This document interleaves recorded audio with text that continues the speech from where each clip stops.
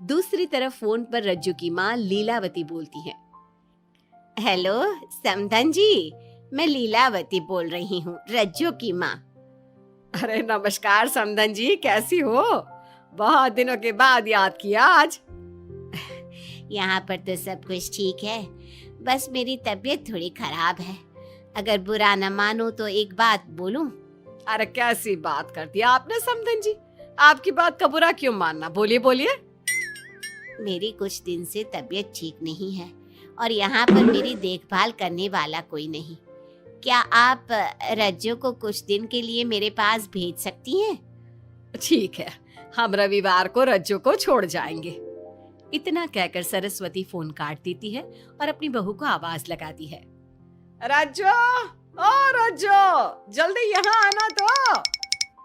क्या हुआ माँ जी, कुछ चाहिए था क्या? अरे नहीं, कुछ नहीं चाहिए। अभी तुम्हारी माँ का फोन आया था, उनकी कुछ दिन से तबीयत खराब है, वो तुम्हें बुला रही है। राम को फोन करके कह दे कल की 2 ट्रेन की टिकट करा देगा, मैं भी जाऊंगी तुम्हारे साथ। इतना सुनते ही रज्जू राम को फोन करके सारी बात बताती है और 2 टिकट के लिए बोल देती है। शाम को खाने के टेबल पर सब रज्जू के जाने की बात करते हैं। तब रज्जू का देवर श्याम कहता है, भाभी आज बहुत खुश लग रही हो, मायके जाने की इतनी खुशी, उफ। खुश क्यों ना हो देवर जी, कितने दिन बीत गए अपनी माँ से मिले, और इस बार तो मैं 1-2 महीना रह कर ही आऊंगी। जब आपका मन करे तभी आना। अच्छा एक बात तो बताओ, वहां से क्या लाओगी मेरे लिए? देवर जी कहो तो देवरानी ले आओ। वैसे भी सभी घर वाले चाहते हैं कि आपकी जल्दी से शादी हो जाए। श्याम शर्मा जाता है और चुप हो जाता है। इतने में राम कहता है, रज्जू, तुमने जाने की सारी तैयारी तो कर ली है ना? कपड़े तो रख लिए ना? थोड़े गर्म कपड़े भी रख लेना, वहां ठंड होगी, और जल्दी आने की कोशिश करना। ठीक है, मैं जल्दी आने की कोशिश करूंगी बस। अगली सुबह दोनों जाने की तैयारी करने लगी। राम उन्हें स्टेशन छोड़कर घर वापस आता है। कुछ घंटों बाद रज्जू और सरस्वती गांव पहुंच जाते हैं। रज्जू अपनी माँ को देखकर बहुत खुश होती है। माँ, आप अपना बिल्कुल भी ध्यान नहीं रखती, कितनी कमजोर हो गई हैं आप। अब बेटा क्या ध्यान रखूं, उम्र भी तो हो गई है, ये बीमारियां तो लगी रहेगी। बहन जी आइए आइए बैठिए, मुझे बहुत अच्छा लगा कि आप भी यहाँ आई। अगले दिन सरस्वती अपने घर वापस जाने लगती है तो लीलावती से कहती है, बहन जी ध्यान रखना आप अपना, आपकी तबीयत ठीक हो जाए तो आप भी रज्जू के साथ आ जाना, रज्जू के बिना तो घर सूना सूना लगेगा। अब सरस्वती अपने घर आ गई और घर की सारी जिम्मेदारी भी उस पर आ गई। एक दिन वो कपड़े धोकर छत पर सुखाने जाती है। बाल्टी में से टपकता पानी सीढ़ियों को गिला कर देता है और नीचे उतरते समय रज्जू की सास यानी कि सरस्वती देवी का पैर फिसल जाता है और वो गिर जाती है। ओह, अरे मेरी माँ मर गई, मेरा पैर तो गया। लेकिन घर में कोई नहीं था। सरस्वती जैसे तैसे अपने आप को संभालती जाकर कुर्सी पर बैठती है। वो अपनी बहू के बारे में सोचती है, अगर रज्जू होती तो मुझे संभाल लेती और घर भी संभाल लेती। अब घर के काम कौन करेगा? मैं डॉक्टर के पास कैसे जाऊं? बहुत दर्द हो रहा है। जब राम और श्याम घर आते हैं तो अपनी माँ की ऐसी हालत देखकर वो जल्दी से डॉक्टर को बुलाते हैं। डॉक्टर सरस्वती के पैर पर पट्टी बांधता है और उसे आराम करने की सलाह देता है। राम कहता है, माँ आप बस आराम करो, मैं रज्जू को खबर कर देता हूँ, वो कल ही यहाँ आ जाएगी। अरे रहने देना बेटा, उसकी माँ की तबीयत ठीक नहीं है, कुछ दिन में वो खुद ही आ जाएगी, उसे परेशान मत कर। माँ अब हमें श्याम की भी शादी कर देनी चाहिए, कभी घर में कोई ऐसी परेशानी आती है तो कोई तो होगा घर संभालने वाला। आप और रज्जू की घर के काम काज में मदद भी हो जाएगी। कुछ समय बाद श्याम की शादी सीमा से हो गई, लेकिन सीमा ने तो आते ही घर में क्लेश शुरू कर दिया। वो छोटी छोटी बातों पर लड़ती और उसे देखकर रज्जू का भी बर्ताव बदल गया। एक दिन सीमा सुबह उठने में लेट हो गई और रज्जू ने नाश्ता बना दिया। सभी अपने अपने काम पर चले गए।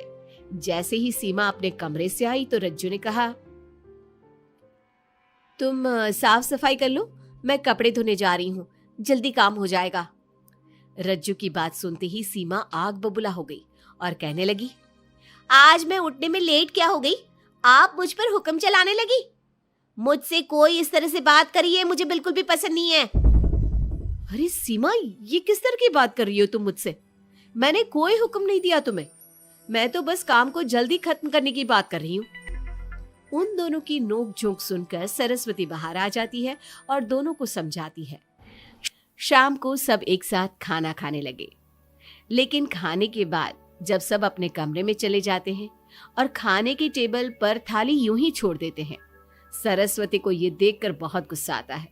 वो दोनों बहुओं को बुलाकर कहती है, तुम सब खाना खाकर चले गए, अब ये बर्तन कौन उठाकर रखेगा? मेरे लिए छोड़कर गई हो सारा काम। तुम दोनों को शर्म नहीं आती? अब दोनों बहुएं एक दूसरे के ऊपर बात टालते हुए फिर लड़ने लगी। ये देख सरस्वती परेशान हो गई। उसने दोनों को डांटा और उन्हें अपने कमरे में भेज दिया। सरस्वती ने जूठे बर्तन धोए। कुछ दिन इसी तरह चलता रहा। अब दोनों सास की नजरों में एक दूसरे को गिराने में लग गई। माँ जी, जब भाभी फोन पर बात कर रही थी ना, तो कह रही थी मैं अपने मायके चली जाऊंगी तो देखते हैं कि कौन काम करता है। और ये हम सबकी बुराई कर रही थी वो। बहू, किसी की बात चुपके से सुनना गलत है ना। तुम आज के बाद ऐसा मत करना। अब तुम जाओ, मैं रज्जू को समझा दूंगी। सरस्वती ने रज्जू से बात करके उसे समझा दिया, लेकिन रज्जू को अपनी देवरानी पर बहुत गुस्सा आया। अब वो भी सीमा की चुगली अपनी सास से करने लगी। अगले दिन रज्जू अपनी सास के कमरे में जाती है और कहती है, मैंने सीमा को बात करते सुना था। वो देवर जी से कह रही थी कि अगर हम लोग अलग कहीं रहे तो हम ज्यादा खुश रहेंगे, रोज रोज की लड़ाइयों से भी बचेंगे। सरस्वती को इस बात पर गुस्सा तो बहुत आया, लेकिन उसने कुछ कहा नहीं। जब दोनों बहुओं को लगा कि सरस्वती उनकी बातों में नहीं आने वाली, तो उन्होंने रिश्तेदारों और पड़ोसियों से एक दूसरे की चुगली करना शुरू कर दिया। जब सरस्वती को ये बात पता चली तो उसने इनकी लड़ाई को शांत करने का उपाय निकाला। रज्जो, सीमा, यहाँ आओ दोनों। दोनों अपनी सास के पास आती हैं। कल मैं घर में हवन करवा रही हूँ। तुम पड़ोसियों और रिश्तेदारों को आने के लिए कह दो और हवन की सारी तैयारी कर लो। हवन का दिन आ गया। पंडित जी रामायण का पाठ करने लगे। माता सीता से महान कोई पत्नी नहीं। उन्होंने अपने पति के लिए सारे राजपाट, सुख सुविधाएं त्याग दी।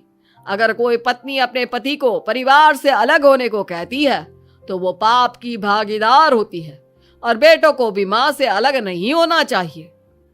सीमा पंडित जी की बात बहुत ध्यान से सुन रही थी और उनकी हाँ में हाँ मिला रही थी। ऐसे ही रामायण का पाठ अंतिम सीमा पर आ गया, जिसमें विभीषण के बारे में बताया गया था। अगर विभीषण अपने भाई का भेद न देता तो रावण का विनाश नामुमकिन था। पूजा खत्म होते ही सीमा बोल पड़ी, तभी तो मैं कहती हूँ परिवार में आपसी प्रेम होना बहुत जरूरी है, लेकिन मेरी सुनता कौन है इस घर में? आपसी प्रेम की बात कौन कर रहा है, जिसने घर में आती ही लड़ाइयां शुरू करवा दी? दोनों में फिर से नोक झोंक शुरू हो गई। सरस्वती दोनों को चुप कराते हुए बोली, अरे चुप हो जाओ तुम दोनों, पड़ोसी क्या कहेंगे, सब सुन रहे हैं तुम्हारी बातें। तभी उनमें से एक पड़ोसन बोलती है, सरस्वती बहन, क्यों चुप करवा रही हो अपनी बहुओं को? हमें तो इनके बारे में सब कुछ पता है। ये दोनों हमारे घर आकर एक दूसरे की चुगली करती है। तुम्हारे घर की हर छोटी से छोटी चीज पता है हमें। आंटी जी, हमने अपना समझ के आपको कुछ बता दिया तो इसका मतलब ये नहीं कि आप सबके सामने हमारी सास से हमारी शिकायत करेंगी। आप तो सबसे बड़ी चुगलखोर हो। सीमा की बात सुनकर सभी पड़ोसन उन्हें बुरा भला कहने लगी। उनकी बातें सुनकर दोनों बहुएं सबके सामने बहुत शर्मिंदा हुई।